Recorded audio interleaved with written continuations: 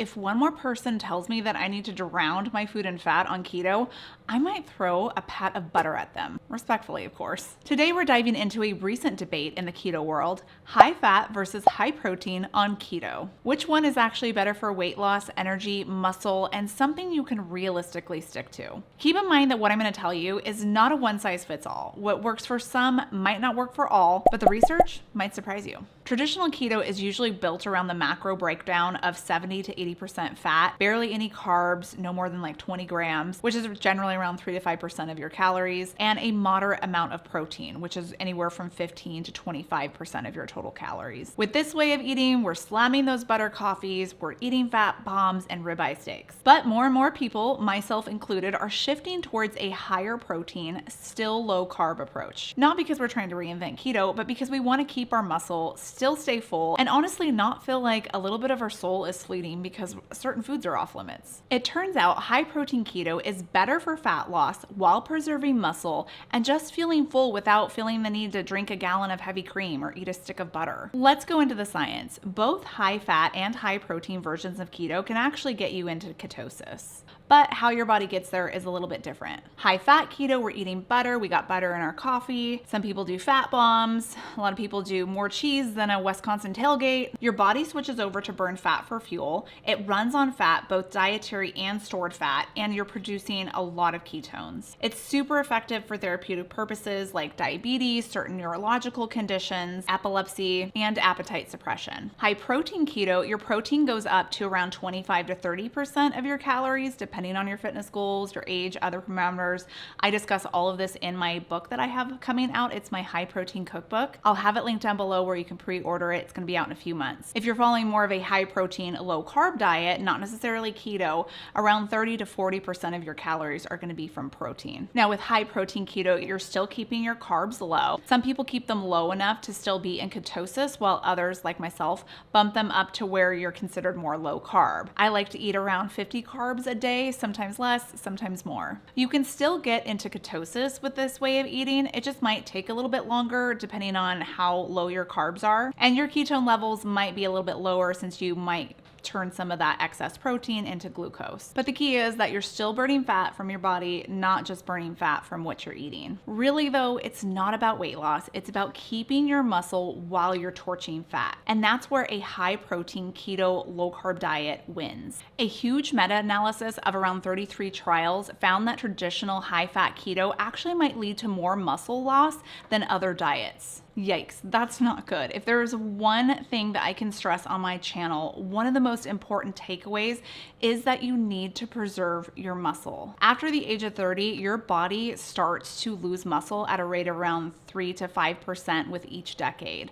Over a lifetime, men can lose up to 30% of their muscle. This reduced strength and mobility increases your risk of falls and fractures, which can be a death sentence. And I don't know about you, but I still want to be able to drive and work and go for a walk and vacuum and go shopping with my grandkids, all at the age of 80. These activities of daily living that we all take for granted when we're young and healthy become harder and almost impossible as you age, just because we start to lose so much muscle, bone, balance, mobility. That's why eating enough protein and staying active is so important. And when you bump up your protein to around 1.6 to 2.2 grams per kilogram of body weight and your strength training or even just walking, you can maintain or even build lean mass while dropping fat. Again, I cover all of this in my upcoming book and I go into a little bit more detail. All right, let's get into something that we all care about when we're on a diet, and that's not starving all the time. High-fat keto can suppress the appetite just through normal hormonal shifts,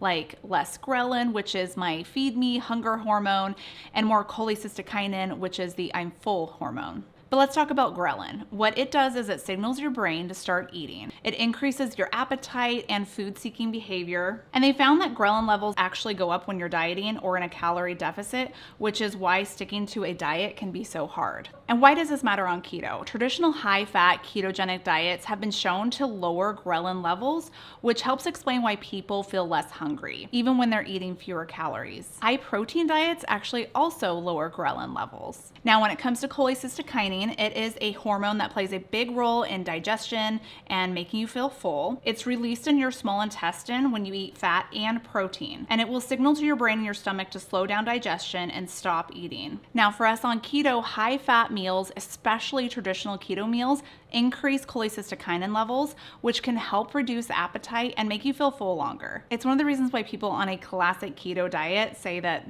they're not hungry all the time. But what about protein? It influences the same hormones as a high-fat diet does, but it does a little bit more. Satiety studies have shown that protein is the most satiating macronutrient, meaning that consuming protein helps you feel full and satisfied longer compared to fat and carbs. Like I mentioned before, protein helps reduce your hunger by influencing those hunger hormones. It also decreases the hunger hormone ghrelin, and it increases levels of hormones that signal the fullness, like cholecystokinin, and it also increases the glucagon-like peptide, which is the GLP-1. You guys probably know what a GLP-1 is. It's all the rage lately. GLP-1 is the hormone that's released after you eat, and it slows down stomach emptying, and it increases feelings of fullness, and it also reduces the appetite, which is why it's used as a weight loss medicine. But protein does this naturally. It actually is secreted in the gut when protein is present. There is some research that shows that a high-fat keto diet actually inhibits GLP-1 secretion, usually just in the short term. There is some evidence that shows that that improves over time. But protein, it's actually helping secrete GLP-1. Okay, so which is better? You want the truth?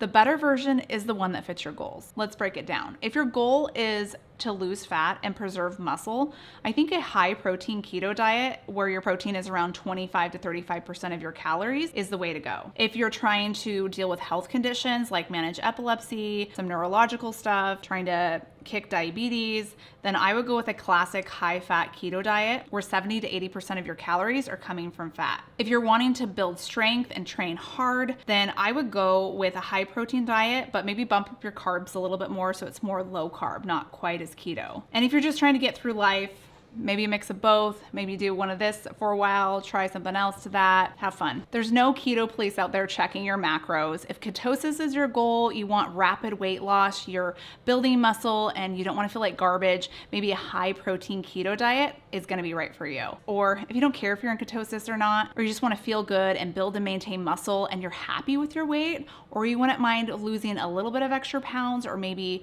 you're fine with a slow weight loss, then go with high protein, low carb. Personally, I feel way better with a higher protein, low carb approach. I've got energy, I'm not hungry 24/7. My jeans actually fit better because I have lost a little bit of weight since I started eating this way. And if you want to know what some of those meals will look like, then click right here because I show you.